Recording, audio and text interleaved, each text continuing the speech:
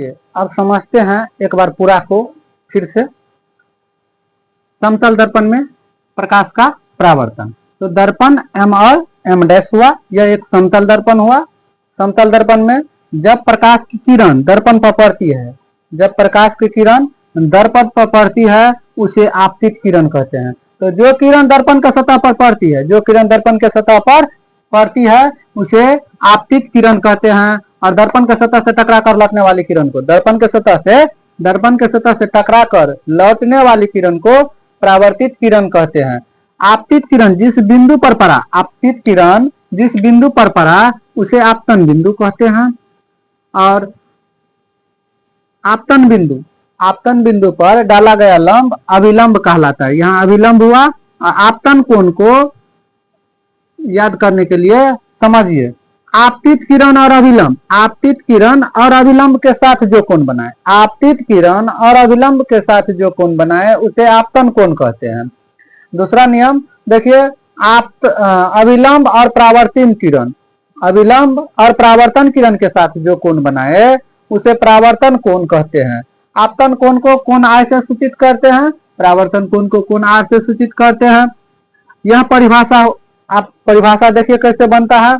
आपतित किरण किसे कहते हैं, तो फोटो से याद रखिए, दर्पण के सतह पर पड़ने वाली किरण को आपतित किरण, यह बात इसमें लिखा हुआ है, दर्पण के सतह पर पड़ने वाली किरण को आपतित किरण कहते हैं। और परावर्तित किरण किसे कहते हैं, तो दर्पण के सतह से टकरा कर लौटने वाली किरण को, दर्पण के सतह से टकरा कर लौटने वाली किरण को परावर्तित किरण कहते हैं। अब आपतन बिंदु किसे कहते हैं, तो आपतित किरण जिस बिंदु पर पड़ता है, आपतित किरण जिस बिंदु पर पड़ता है उसे आपतन बिंदु कहते हैं। आपतन कोण किसे कहते हैं, तो आपतित किरण और अभिलंब, आपतित किरण और अभिलंब के साथ जो कोण बनाए उसे आपतित किरण कहते हैं। परावर्तन कोण किसे कहते हैं, यहाँ परावर्तन कोण है, तो आप परावर्तन किरण, परावर्तित किरण और अभिलंब, परावर्तित किरण और अभिलंब के साथ जो कोण बनाए उसे परावर्तन कोण कहते हैं। और समझिए प्रकाश के परावर्तन के कितने नियम होते हैं, तो प्रकाश के परावर्तन के दो नियम होते हैं। प्रकाश के परावर्तन के कितने नियम होते हैं, दो नियम होते हैं।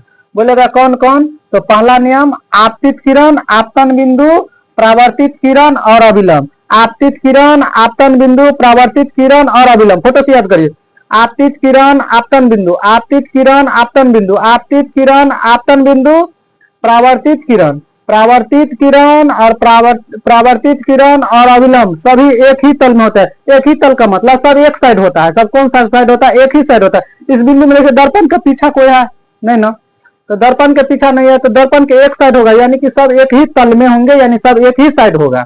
आप समझिए दूसरा नियम है आपतन कोण बराबर परावर्तन कोण होता है, यानी कि कोण आर बराबर कोण आर होता है। समझिए आपतन कोण जितना है उतना ही परावर्तन कोण है, आपतन कोण जितना है यह हुआ आपतन कोण, उतना ही परावर्तन कोण है, यानी कि कोण आई जितना है उतना ही कोण आर है, तो कोण आई बराबर कोण आर होता है।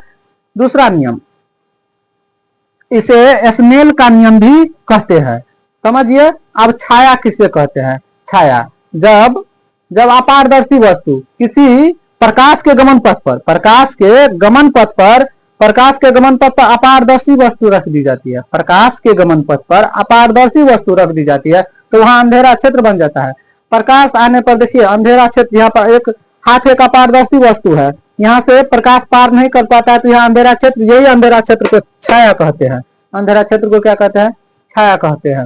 अब अपारदर्शी वस्तु एक बार फिर से समझ लीजिए, अपारदर्शी वस्तु उसे कहते हैं जिसे प्रकाश पार न कर जाए, जैसे ईंट हुआ, पत्थर हुआ, दीवार हुआ, बड़ी बड़ी वस्तु हुआ जिससे प्रकाश पार न कर पाए उसे अपारदर्शी वस्तु कहते हैं। किसी भी प्रकाश के गमन पथ पर रख दीजिएगा ना तो वहां से प्रकाश पार नहीं कर पाता है, इसीलिए वहां अंधेरा क्षेत्र बनता है, जिसे छाया कहते हैं। अगले वीडियो में आपको प्रतिबिंब के बारे में, प्रतिबिंब यानी कि फोटो के बारे में सब कुछ समझाएंगे।